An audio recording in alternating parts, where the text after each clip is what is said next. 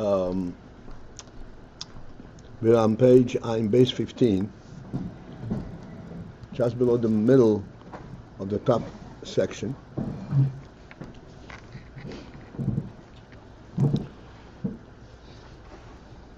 Yesterday we went a little bit further, but we haven't concluded this principle in here.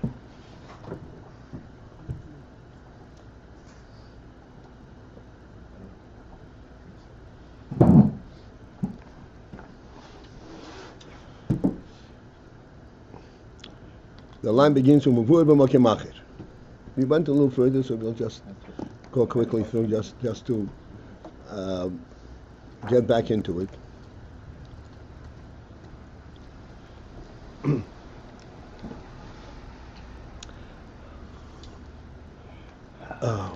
We are discussing the central point is the union of Etzem ha-ohr.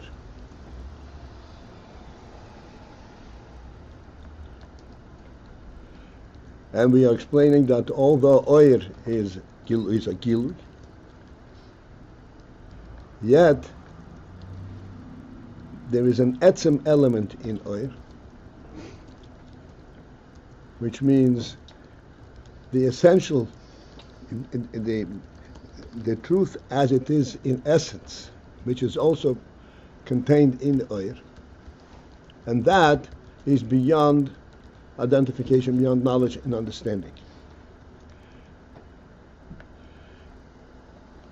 And to explain this, to get a little bit of a handle on this, we quote from what it says in Torah, that the Inyan Holocaust is not, that the principle in Holocaust is not the fact that it creates worlds.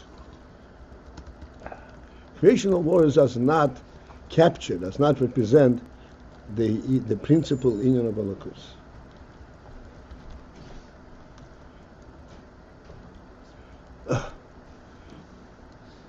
And now he elaborates on this. So we're going to start again. It's explained elsewhere.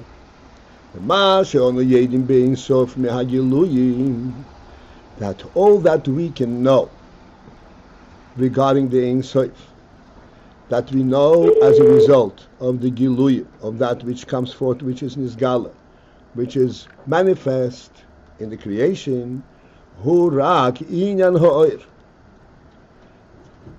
It is only the inyan, the concept and the principle of ohr, and not etzem. And what is the inyan of ohr? Shezehu, where this is, ma shenizgale ba'olam beis. This ohr is that aspect of Elokus that is nizgale ba'olam beis, that comes to expression in worlds.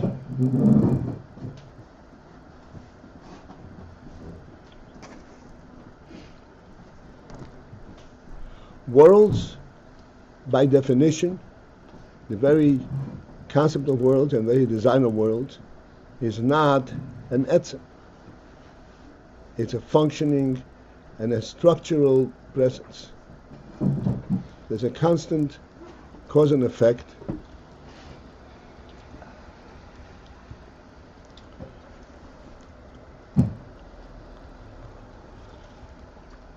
Worlds do not reveal directly the union of Etzem. And all this Nizgala is inyan ha-ohr. So we have learned it yesterday, we discussed this, been discussing this for a long time. So let us again get into this. The principle that the table stands on the floor is a worldly reality. We have absolutely no qualms about it.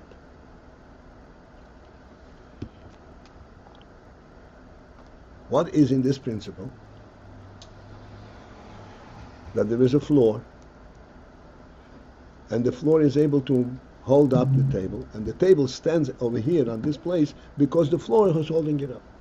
This is entirely a worldly phenomenon.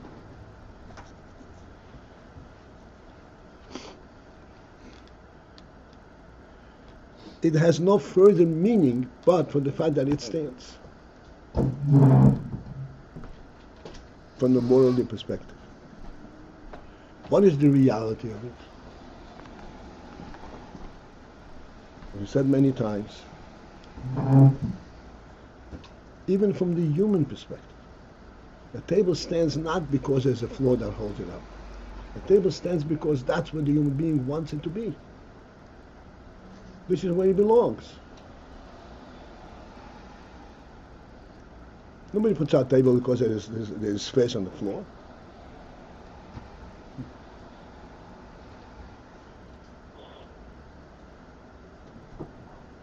There's an essential truth about this table standing on the floor.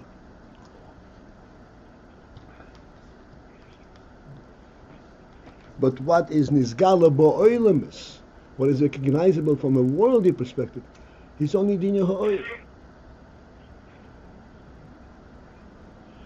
Which means it does not speak about the essential reality about it.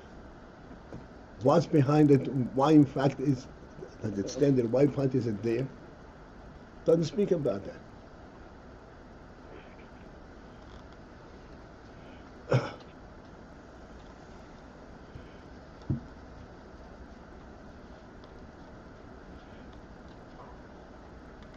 The fact that the floor can hold up a table, and the fact that the floor provides room for the table and so forth,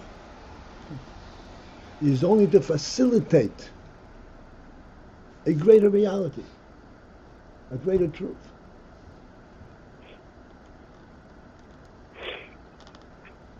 They're speaking on the human level. Only to facilitate a human element.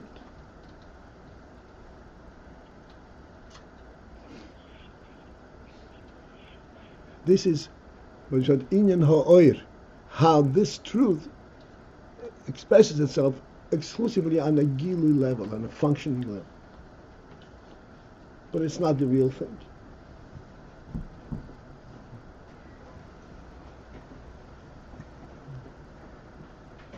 This is where we have to be misboined, so to speak. We have to bring out our intelligence and an intellectual perception, because the way we see it from the world is just the opposite. The reason human beings thought of the fact that of using a table is because there's a floor that holds up a table. Upside down. That is not how it happens, and that is not the concept. The concept and how it happens is just the opposite. The human being perceptual conceived of a table, of a place where he can sit and learn. So he goes and builds a house and builds a floor and builds a table and then puts it in and reflects this human reality.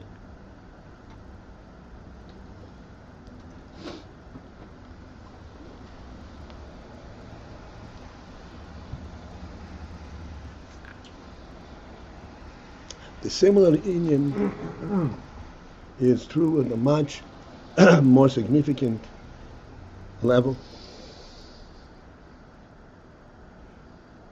The principle that there is worlds. So worlds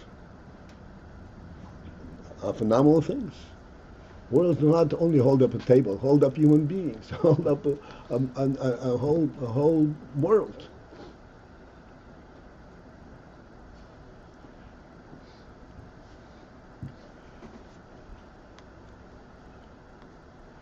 So what is manifest in worlds is only in ha-ohr. Mashin is galabo elamus. Ubemevuar, so we're going back in the side. Ubemevuar, however, in truth,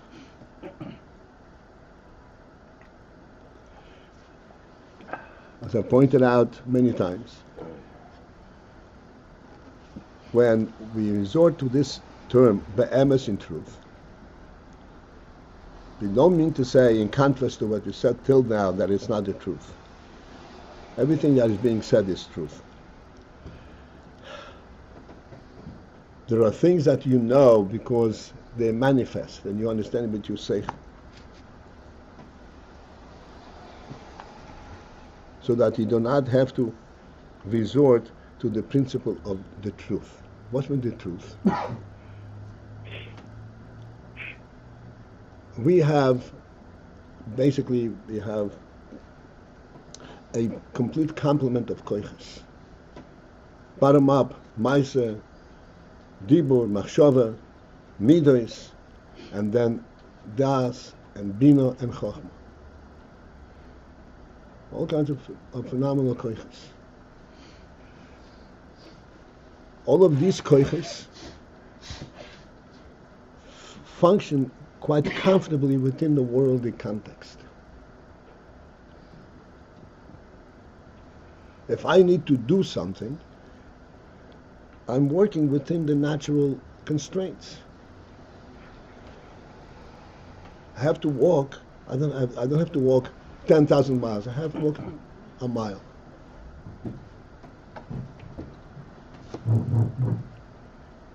And I have to walk it at a certain pace and a certain time.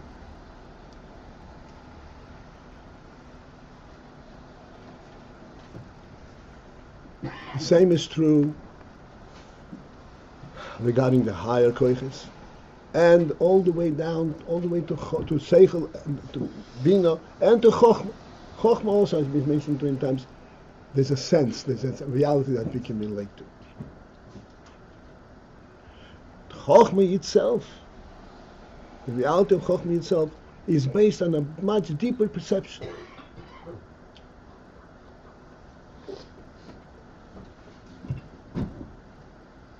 That we cannot really identify consciously. In other words, in terms of contrast with something else.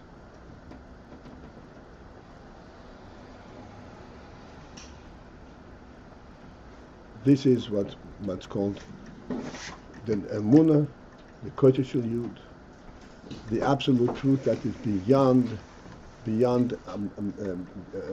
perception, beyond conceptualization.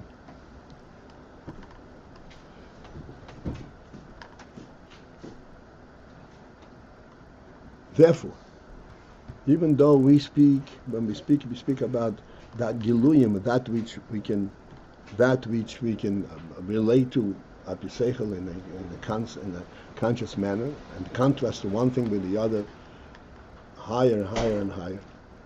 Ultimately, we come to a point where we say, is this the pinnacle? Is this all it is? What does that stand on? So we say it stands on something which is called emes. What's that? I don't know.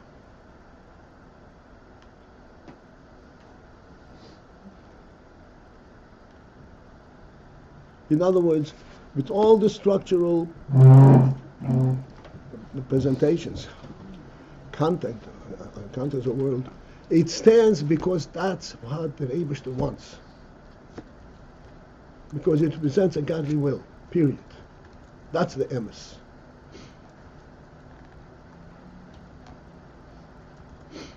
We had a mashal before of a human being. A human being wants to sit by a table and learn, and that's why he puts up the table. The table stands not because the table is able to stand, but because it represents a human value. But that human value also has parameters.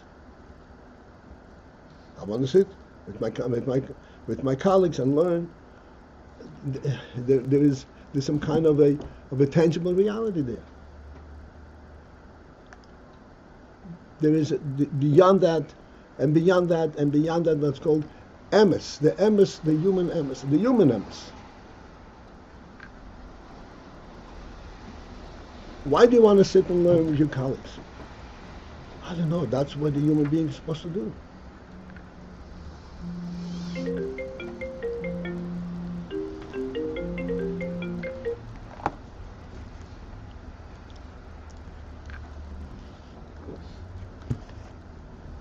So when we are touching, when we don't want to shy away, we have to identify and recognize that there is beyond and beyond and beyond. And the only way we can refer to it is by this term, be'emes.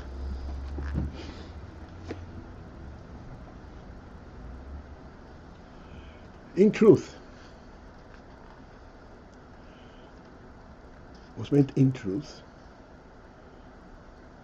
not in contrast to falsehood.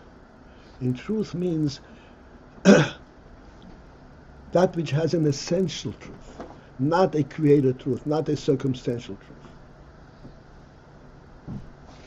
As we say all the time, the Rambam in Skasi essay, Motzui Rishon, there is a Motzui Rishon, a first being. There is no way we can conceptualize that.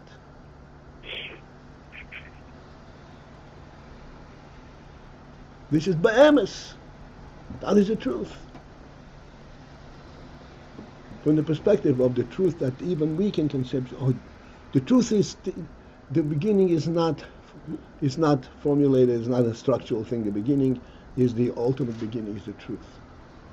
It is beginning because there is truth. This is when we resort to this term of be'emes.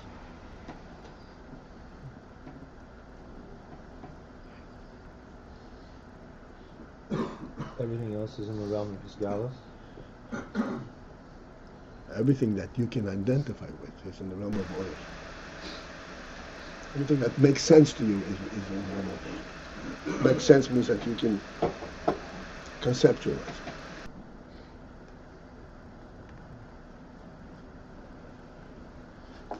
This is all that is Galaba Ilmus. Yes, sir. Why do we have to resort to the emes? I mean, we just finished saying that the Atzvus is lo yada, lo yisyada, and all the ideas and spashkas are, and now we're saying that the emes yesh Atzvus are in some common young shemanis galu klau. Why do we have to come up with the emes? This was the whole point that we've been making for the past page and a half.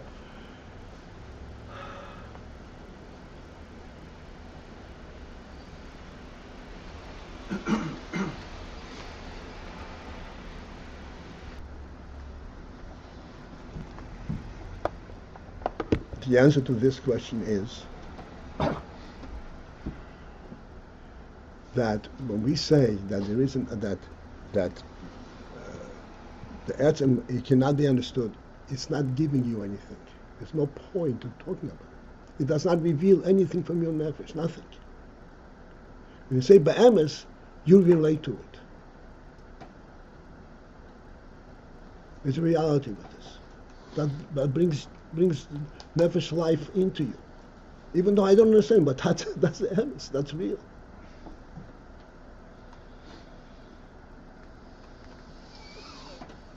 This is not just a logical argument. This is speaking to us. From the fact that it says "Kamen Yanim Shalei Ba'uchinas Gilei Klal," it's kind of mashma from there that there are in Yanim and Atzma Saint Seif which do come with Bechinas Gilei, but isn't that Right, oil. But anything that's contained in oil comes from Atzma Saint Seif. But be'emes, yes, bechinas Atzma Saint Seif. In the bechina of Atzma Saint Seif.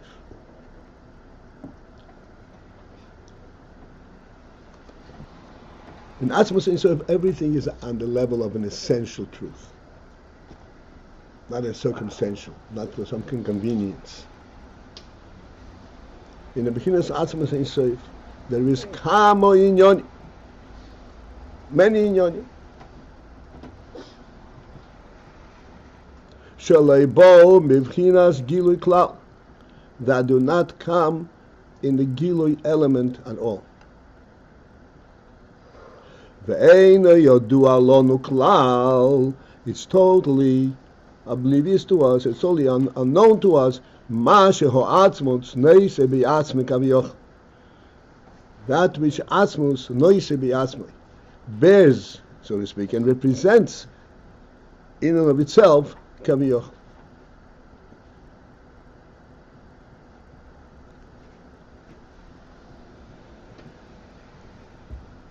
Noise bi'atzmi does not mean it contains, but this is the meaning of an essence. No should be Atzma. The essence of Atzmas. K'moi kein hu. So this is how it is in Atzmas. This is what we explain, what we are quoting from Torah, that the fact that worlds are created from Elokus, that is not the Ikar Elokus.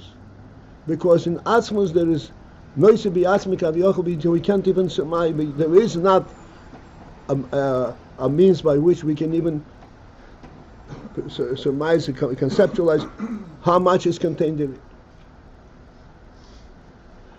And therefore, then the purpose of this whole quote is for the following: K'moi kein, that the similar inyan, hu gam b'bchinas ha-ohr ha-atzmi. That the same thing is true in the bchina of ohr ha-atzmi. The ohr. The yesh leima, where it is appropriate to say, shehu k'moi ha-etzem, that the ohr ha-atzmi is like the etzem. The Hainu, which means to say, sheyesh boy hakoil, that in the ohr ha-atzmi there is everything. Umashen yizgale, but that's this which comes to expression, hu rak b'chinas ha-ohr. It is only this one element that's called ohr, b'chinas ha-ohr.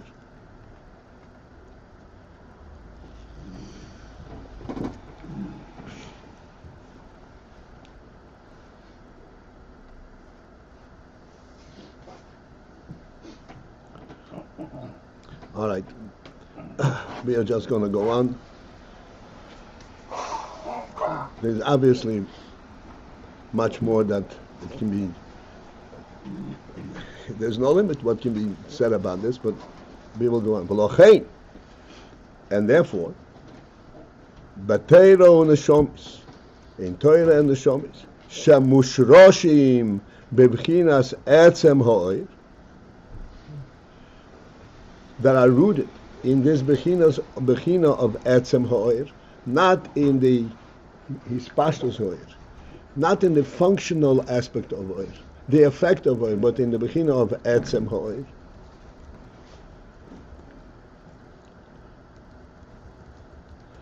As we discussed many times, and just want to remind ourselves of what we said. The reason there is ohr is because there's an Etzem. Ohr is represented in the fact that there is an Etzem. Etzem, as we just finished saying, the can be surmised has no limit of what is contained in Etzem.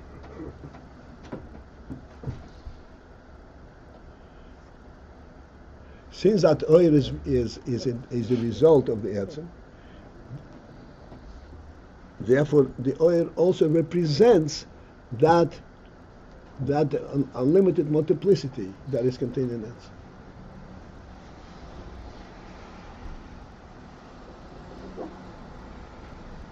I want to give us a little bit of a hand on this, on these words.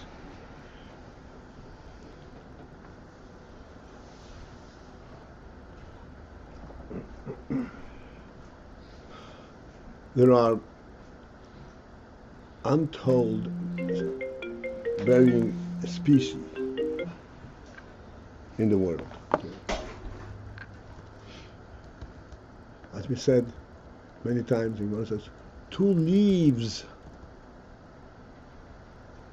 on the same tree do not exactly approximate each other.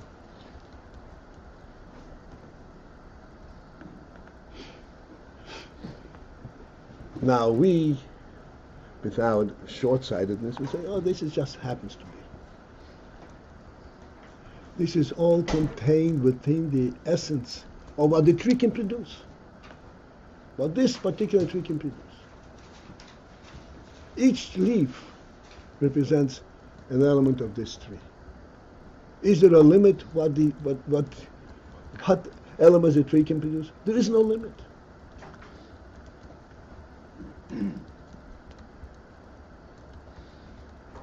And all of that is every one of these leaves correctly represents this tree.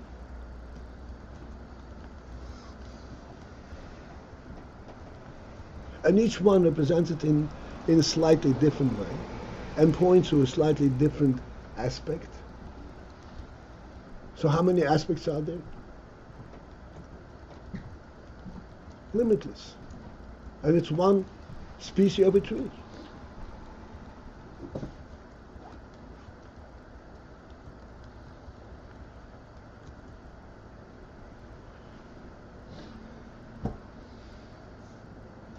And this is why we say, the Shomesh Yisrael and Torah,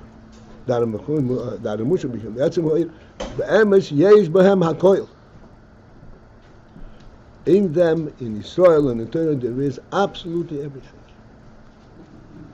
And just a quick summation, this explains how Torah was put into the world 3,500 years ago and was given to a relatively speaking, a small nation of 600,000 in the desert.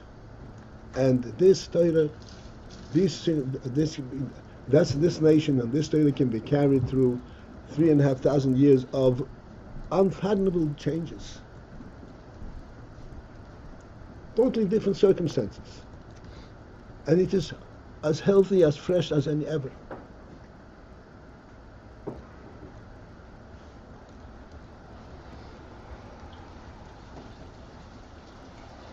This is it for this morning.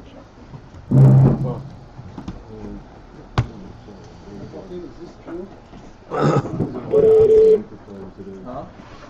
That Etzem ha-ohr, Godliness of Or Or Atzmi has Etzem ha-ohr and Bechinas ha-ohr. Mashim is Galim ha-ohr Atzmi is Bechinas ha-ohr, but in Shams and Torah are Mushash and Etzem ha-ohr. Right, that's right. All right, this is it.